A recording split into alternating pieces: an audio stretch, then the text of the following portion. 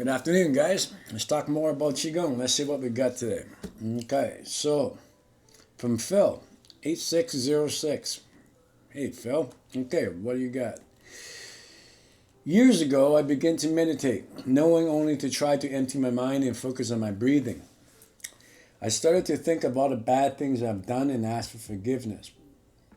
After a few weeks, I would see swirling colors when I meditate with my eyes closed. Wow, that's a very long one. Okay, I'm going to break it down. Okay, that's the first one. Eventually, the diaphragm breathing seemed to make the area between my eyes tingle. Then, deep into one session, it became very intense, and I closed my eyes. Visuals of a red dragon lunged towards me. Okay. Afterwards, I saw an eye looking back at me whenever I meditate. I freaked out and went to several churches. Once I calmed down after a few days, I decided to keep meditating. The eyes were still there, but it felt malevolent. Okay. I would sit for hours and thoughts would come to me about how to live properly.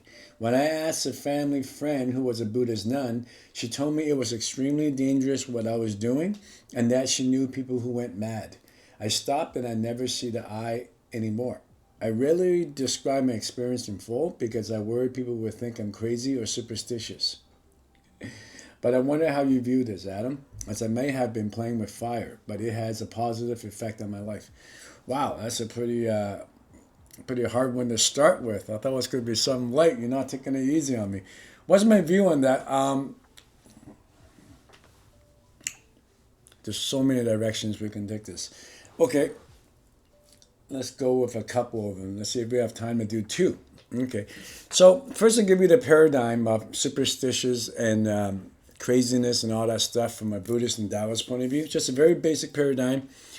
Not trying to change your belief system, just quoting history here. And with that context, we'll talk about your experience. I'm not trying to maximize or minimize your experience. I'm just giving my opinion. And you can leave me a comment and we can go farther into it.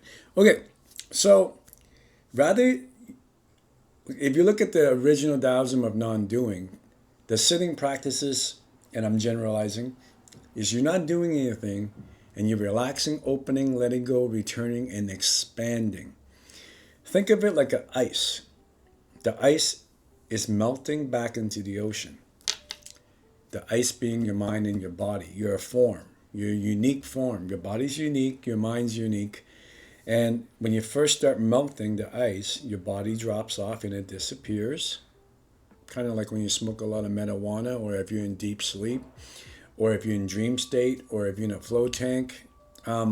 People experience this quite a bit. You're out of your body. Okay, so, and then as the ice keep on melting, you experience your identity, your personality, your self-image as a bubble or as a field or as an aura or as a soul, whatever. Different culture give it different name. If you keep going, then that ice cube, now the ice cube is melting, right? It'll completely melt and then it'll go into the ocean.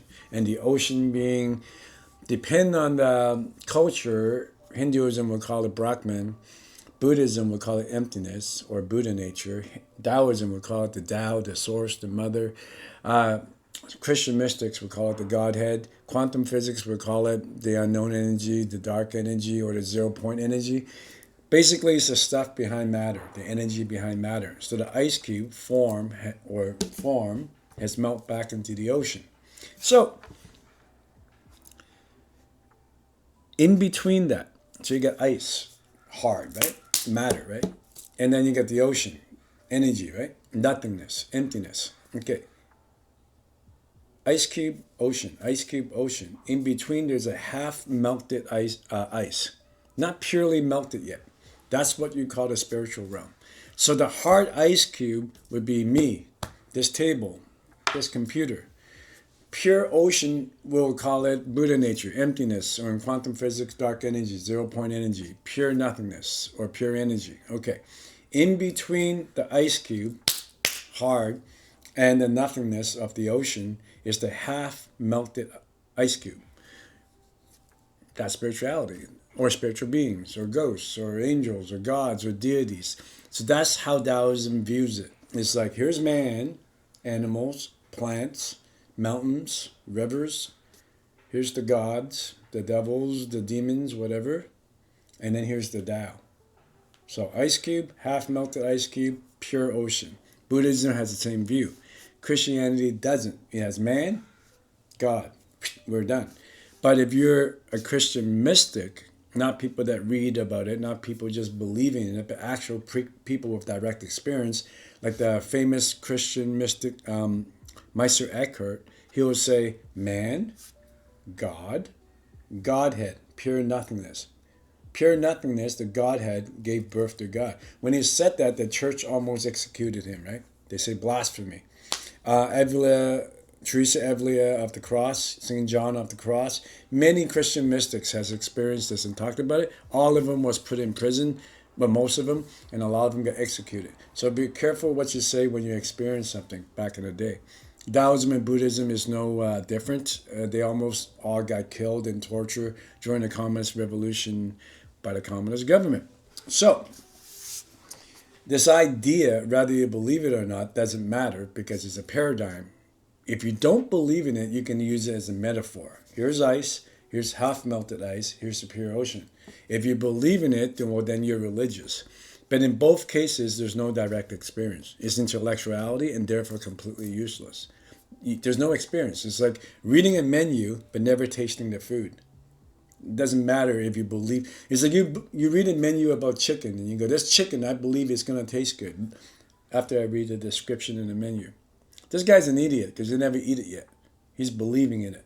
Another guy's a skeptic. He reads the menu description of the chicken entree and he's like, I don't believe it's going to be good. He's also an idiot because he never tasted it yet. The only intelligent person is the person that sticks his fork in there, ignore the menu, eat it, and he'll tell you if it tastes good or not because there's direct experience. It's the same with anything in life, whether it's martial arts, sex, driving, typing, mountain diving, anything. Until you actually experience it, it's belief and skepticism is both kind of dumb. So with this idea of form, half-melted ice cube, God, demons, spiritual realm, and then pure nothingness, a pure light, only experiencing it can answer any question. And only two groups of human in history has made the bold claim. They don't talk about it, but they have experienced it. One's mystics, the other is shaman. Shaman use rituals, dance, all sorts of stuff, but also different shamans have used a lot of psychedelics to experience stuff. The other type is the mystics. The mystics use intense praying and also intense meditation to get altered state of consciousness to experience this stuff. Both groups have claimed this is true. You have form. You do experience stuff here, and then there's pure nothingness. So, I hope that gives you a paradigm to start looking at what you're saying. It seems to me, if this is true, and I have experienced quite a bit of it from practicing 4 hours a day to 5 hours a day, every day the last 5 years, but me saying it is true doesn't mean anything. It's meaningless unless someone else experiences it for themselves, because I could be lying, right? So, but I did experience it, so I do believe in it, but there's no belief needed. That's the important thing I'm trying to point to before we go any farther, right? So looking at that paradigm, you did experience something. You went from the ice cube to the half-melted ice cube, the dragon, all that stuff, right? So what does that mean? Is it dangerous? That's the useful part of the conversation. So there's two things. Either you did go into the half-melted ice cube and experience something, or you were hallucinating. Two possibilities. In neither case, from original Taoism point of view, not Han Dynasty Taoism, but original Taoism point of view, whenever you experience hallucination or actually the spiritual realm of half-melted ice cube, your job is to not engage, not indulge, do not talk to it, do not look at it, do not be attached to it. Very Hinduism in the knowledge branch of yoga, which is, because actually I shouldn't sidetrack into Hinduism, I'm sorry, but because you got the ice cube, right, matter, and then you got half-melted ice cube, and then you got nothingness, or Buddha nature, or emptiness, or the Tao. Both Buddhism and Taoism, actually I shouldn't say that, original Taoism only, not the later one, and also Buddhism advocate that the goal is to merge back into the Tao. or from a Buddhist point of view, emptiness or Buddha nature. That's what enlightenment is in Buddhism, which is to know your Buddha nature, to be one with emptiness. In Taoism is to merge back into Tao. So this stuff is actually looked upon as the middle part, the half melted ice cube, is not looked at as something good. It's looked at as an obstacle, like a seduction almost. But in Han Dynasty Taoism, they got distracted. So you got form, you get the spiritual realm or spiritual beings or half melted ice cube, and then you got pure ocean, right? In the Han Dynasty, they got extremely distracted, where they go, here's form, but let's go here. Let's be immortals. Basically, spiritual beings that doesn't die. And they got really, really attached to that. Because of that, they'll never get to pure ocean, right? And from a Buddhist and Taoist perspective, until you get to the pure ocean part, both the form of spirituality and the form of actual matter, any form realm, whether it's solid ice or half melted ice, will continually produce samskara or suffering. Because that's the nature of form. Form is suffering because it's impermanence. So it's the red dust. So my advice to you is basically what was given to me and it's worked really well, is look, it's like Ram Dass said, when you get to the half melted ice cube, your job is not to engage with it or get hung up on it or get distracted by it or get seduced by it, but rather go, hey man, move out the way. I'm trying to get to the pure ocean. Get out of my way. I'm not interested. Rather is something you think is great deity or something evil, whatever the vibe is, swim past it. Keep going to the light. Keep going to the pureness. Because that is your original nature. Rather you're ice or the ocean, your nature is water. Whereas if you get stuck with the half melted ice cube, now you're stuck in a paradigm of worship, which means you're codependent and you're a slave. So Taoism's pretty, the original Taoism and Buddhism is, that's why in Zen they say, in Zen there's no worship. You swim past that. There's no codependency. You go back to your original nature. So rather, I don't know you well enough to know you were either in the spiritual realm or you're hallucinating. In neither case, the protocol is the same in original Taoism.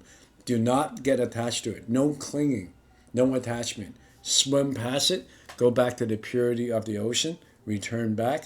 You realize your original nature. That's healing, right? So I really agree with your Buddhist nun friend that can get pretty dangerous if you cling to it and get stuck there. Because once you're stuck there, man, it'll take you about 10 years to get out of it, even if you had a good teacher. Because it's very seductive to be spiritual, right? But from a Buddhist or Taoist perspective, it's not good for you. You're actually stuck. You're suffering because of form, and then you go into gooey, half-melted form of deities and spiritual work. You're just stuck in another form realm. What's the difference? Just a higher form, but it's still form. You're stuck again. You're suffering again. There's codependency, worship, and slavery again. So go past that and go back to the purity of the ocean so you realize your nature, that the premise, the ground of your nature is good, is perfect. And that's what healing is, to return to the real authentic you. I realize this is kind of like really hard to compress into a short podcast. So if you want to discuss this some more, please leave your messages and your question below. That goes for everyone watching this. And that's all the time we have for today. Okay, so in the Taoist community, the program I started on my website, the only official website I have is zanchenlive.com.